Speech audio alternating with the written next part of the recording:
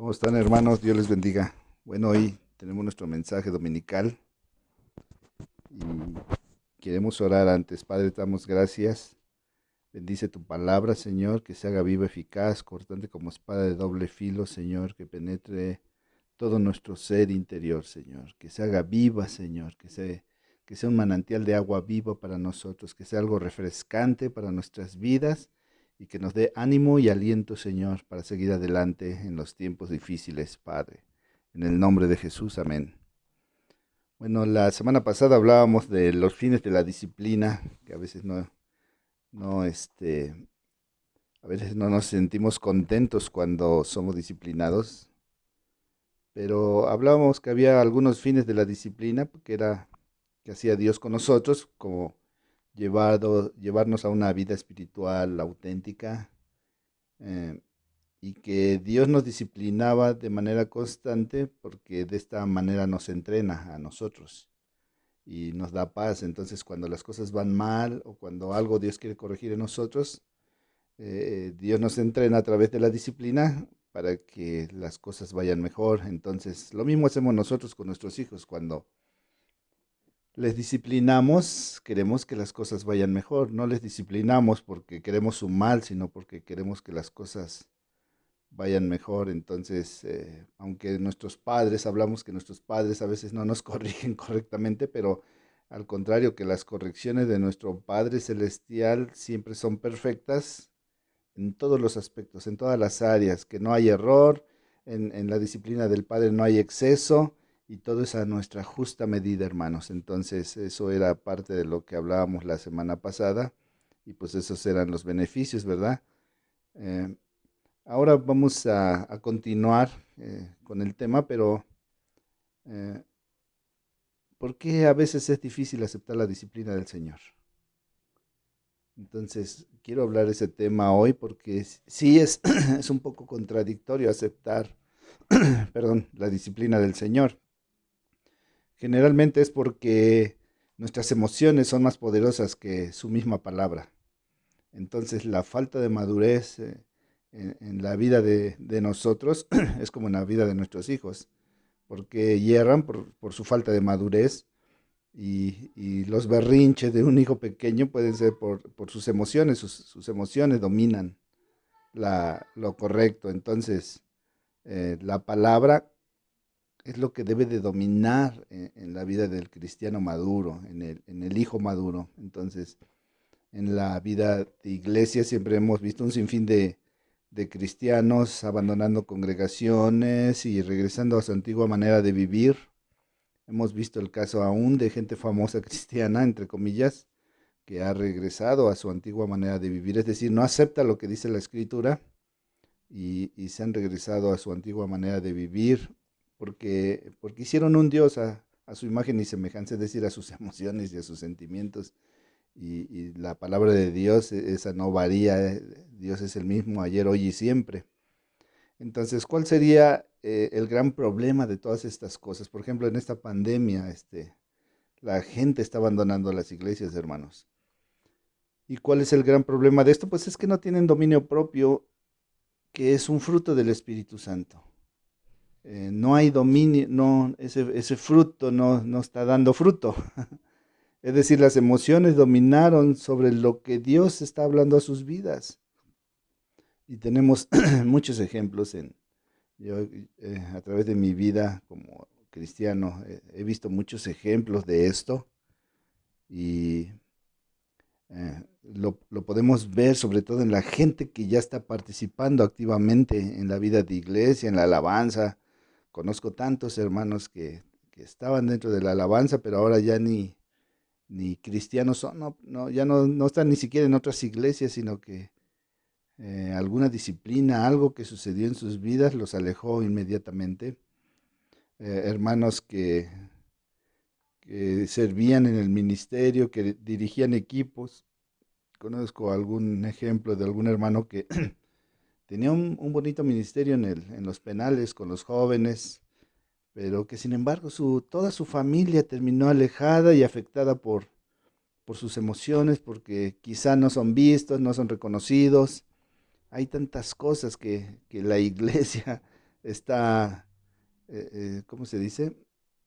Se formaron mal en el aspecto de que, de que creyeron de alguna manera que la iglesia debía ser, pero no era así. Entonces, yo lo he visto desde líderes de ujieres, líderes de ministros, pastores, que ya no están dentro de las congregaciones, hermanos. Salieron lastimados de alguna u otra manera, salieron lastimados, no maduraron el aspecto de sus emociones, no maduraron el fruto del dominio propio y salieron de esa manera. Y bueno, también yo puedo reconocer que en el liderazgo, pues también no somos perfectos. O sea, en la iglesia nadie es perfecto. Los pastores no son perfectos, los ministros no son perfectos. Somos gente común que, que también está buscando su sanidad en muchas áreas, pero que día a día, a través de la escritura, nosotros tenemos que ir madurando, hermanos. Eh, en estos tiempos de COVID, pues a muchos ya se les acabó la vida de iglesia, es decir, ya no hay ujieres, ya no hay ministros, bueno, que actúen dentro de las congregaciones, ¿verdad? Pero la vida de iglesia debe de continuar, y para muchos ya se les acabó la vida de iglesia porque ya no hacen nada y ya no sirvieron al Señor, sino podemos ver que los que se han alejado se servían a sí mismos para quizá alcanzar un lugar dentro de las congregaciones, ser vistos, no sé yo, hay tantas cosas. Entonces, eh, lo que yo he podido ver a través de estos tiempos es que mucha gente está en las congregaciones y sirve en las congregaciones no por servir al Señor, sino porque era el Cristo más el mérito humano que cada uno de ellos tuviera. Entonces, eh, no pudieron permanecer porque a lo mejor el liderazgo fue rotado, los cambiaron, no sé, yo hay tantas cosas que he visto que cuando a alguien rotan, por ejemplo, en el ministerio de Ujieres y se sienten desplazados y se sienten humillados y se sienten lastimados, se sienten rechazados y se alejan de la iglesia, pero era porque ellos tenían o buscaban a Cristo más su mérito humano y ser reconocidos. Y finalmente, cuando ellos se alejan, creen que su mérito humano no fue suficiente. Siempre vamos a ser juzgados por siempre somos juzgados por nuestra espiritualidad, por lo que hacemos o no, y entonces muchos hacemos cosas para que de esa manera se nos juzgue, que somos seres muy espirituales, pero vamos a ver lo que dice la Biblia. Bueno, antes quisiera darles algunos ejemplos rápido eh, de, de en las escrituras. Por ejemplo, el apóstol Pedro. El apóstol Pedro, podemos verlo en las escrituras como en Mateo 26, estando afuera de donde se llevaron a Jesús en el Sanedrín, este, él niega a Jesús 3 veces. Es decir, el Pedro valiente, el Pedro que saca la espada, el que quería hacer caer fuego del cielo, él niega a Jesús. Y hasta dice la escritura ahí en Mateo 26 que cuando lo reconocen y le dicen que es uno de ellos, dice, echa hasta maldiciones y jura que no conoce a nuestro Señor Jesús. Entonces sus emociones fluyen sobre el dominio propio y, y entonces Dios trata en su corazón. Entonces ese es un fin por lo que a veces suceden cosas en las congregaciones, porque, ¿por qué? Porque Dios está tratando en nuestro corazón, hermanos. O sea, ¿cómo Dios trataría en nuestro corazón si no hay conflictos, si no hay problemas, si no hay roces? Dice que el hierro con hierro se afila, pues solamente así podemos crecer, hermanos. Entonces, los matrimonios crecen cuando hay fricciones, cuando hay un poco de problemas y se van solventando. Entonces Pedro creció de esa manera, fue confrontado con su valentía, con su valor, fue confrontado por Dios mismo, Pero después podemos ver en el libro de los Hechos un Pedro transformado, donde habla ante el consejo. Le voy a leer en Hechos 4, voy a leer un poquito del 1 al 4. Dice, mientras Pedro hablaba a la gente, se le presentaron los sacerdotes, el capitán y la guardia, aquellos con los que tenía miedo, los que mataron a Jesús, y estaban muy disgustados porque los apóstoles enseñaban a la gente y proclamaban la resurrección que se había hecho evidente en el caso de Jesús, y los prendieron y los metieron a la cárcel, dice la escritura.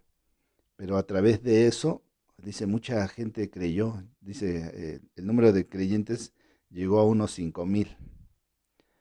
Y dice, y Pedro lleno del Espíritu Santo le respondió, gobernantes del pueblo y ancianos, hoy se nos procesa por haber favorecido a un inválido y se nos pregunta cómo fue sanado, y sepan todos ustedes y todo el pueblo de Israel que este hombre está aquí delante de ustedes sano gracias al nombre de Jesucristo de Nazaret, crucificado por ustedes, pero resucitado por Dios.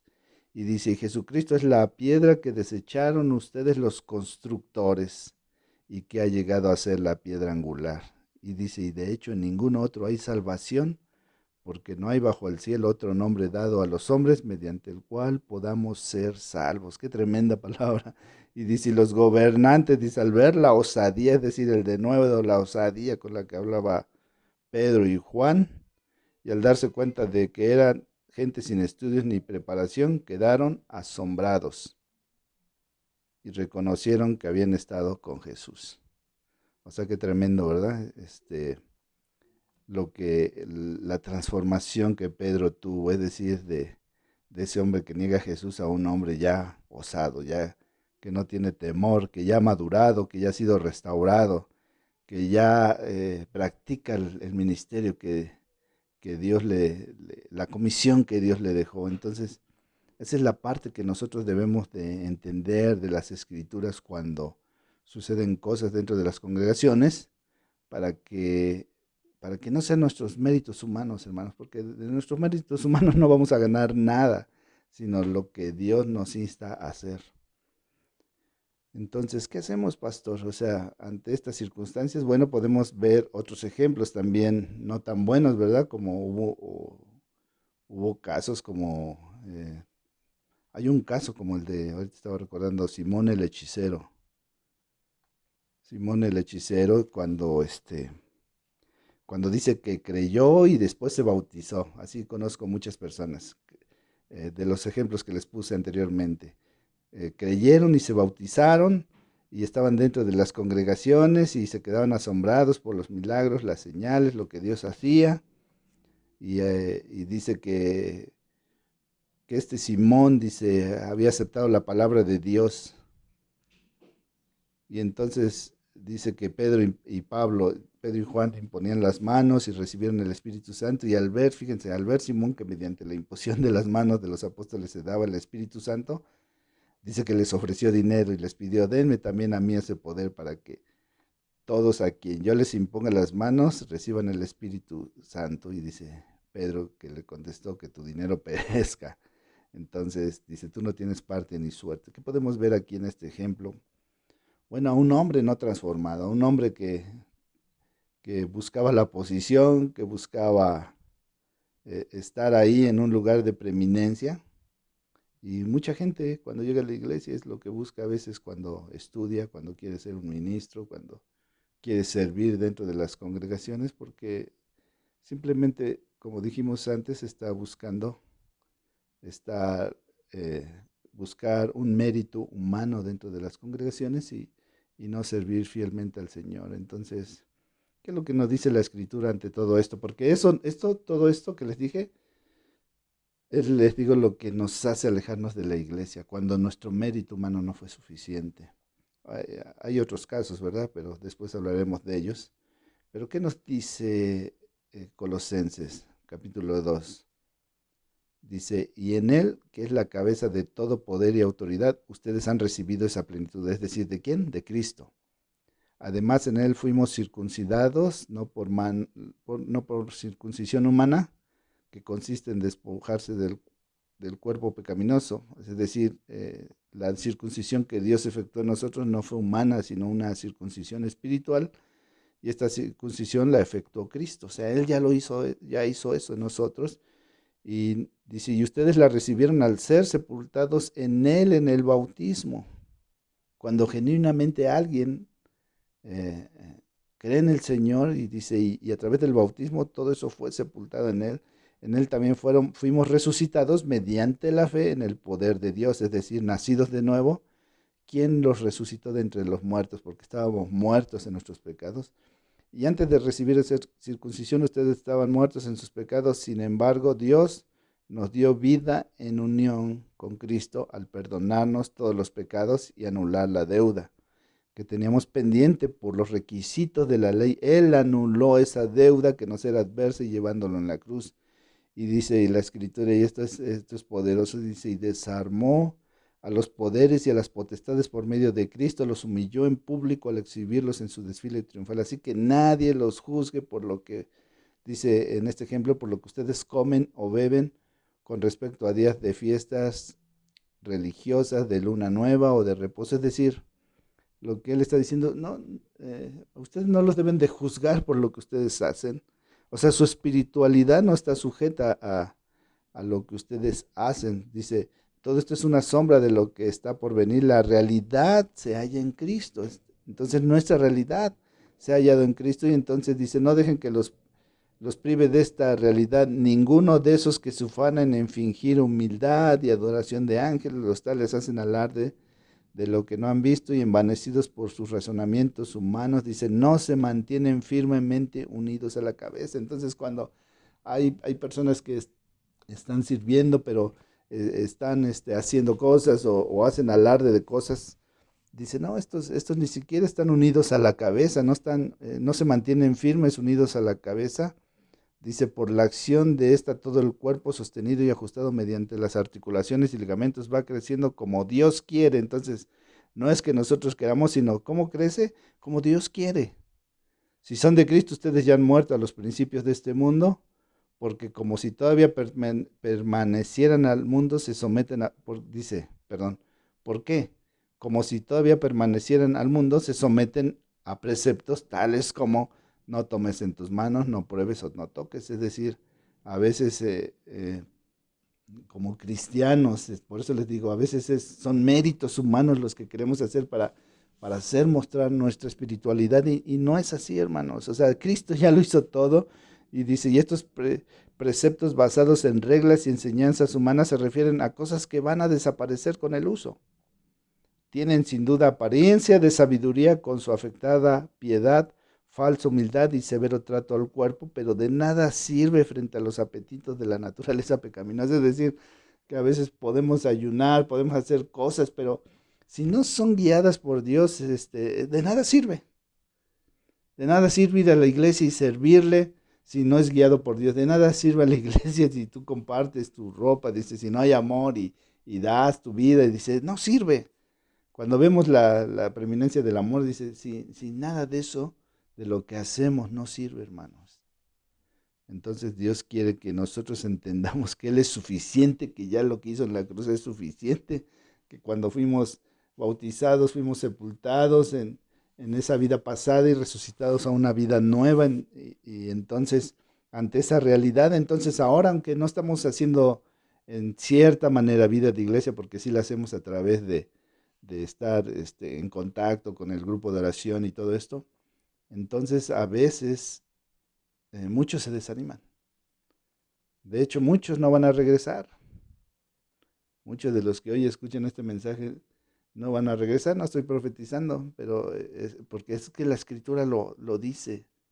Su amor a Dios estaba basado en hacer cosas. Y les digo, no es de que no hagamos cosas, sino que dice, muéstrame tu fe por tus obras. O sea, entonces esa fe es mostrada por las obras y esa fe nunca se cansa. Pero muchos sí se cansan de hacer, practicar obras de misericordia, de apoyar, de esto y otro. Se cansan porque pues no nace del corazón, sino nace nada más pues de a lo mejor de de porque lo dijo el pastor o porque se tiene que hacer. No, todo esto tiene que ser a través de lo que Cristo nos guía. Amén, hermanos. Y bueno, por último, ¿qué hacemos, pastor?